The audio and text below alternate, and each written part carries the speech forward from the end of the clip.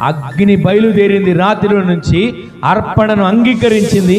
ఆ అర్పించబడిన అర్పణ నైవేద్యము దేవునికి ఇంపైన హోమంగా మార్చబడింది. ఈ రోజున మనమే అర్పణగా మార్చబడాలి, దేవునికి నైవేద్యముగా మార్చబడాలి, దేవునికి హోమంగా మనం మార్చబడాలి. ఆ విధమైన కార్యాలు ఈ రోజు నుంచి మన జీవితంలో ప్రారంభించబడును గాక.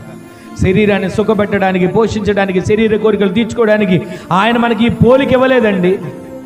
ఆయన కొరకు జీవించడానికి, ఆయన కొరకు సాక్షిగా బ్రతకడానికి, ఆయనను ప్రచురించడానికి, ఆయనను ప్రకటించడానికి, ఆయన కొరకు నిలబడడానికి ఈ దేహాన్ని ఇచ్చిన దేవుని సన్నిధిలో ఈ రోజు నుంచి ఒక తీర్మానం చేసుకోవాలి. అయ్యా, రాతిలో నుంచి అగ్ని బయలుదేరింది.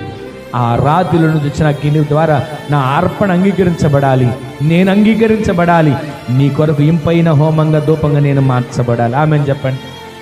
ఈరోజు నీ మాటలు వింటున్న మనం బలహీనమైన ప్రకృతి సంబంధమైనటువంటి ఈ దౌర్భాగ్యమైనటువంటి ఈ దేహం దేవునికి పనికొచ్చే సాధనంగా మార్చబడేట్లు దేవుడు చేయనుగాక.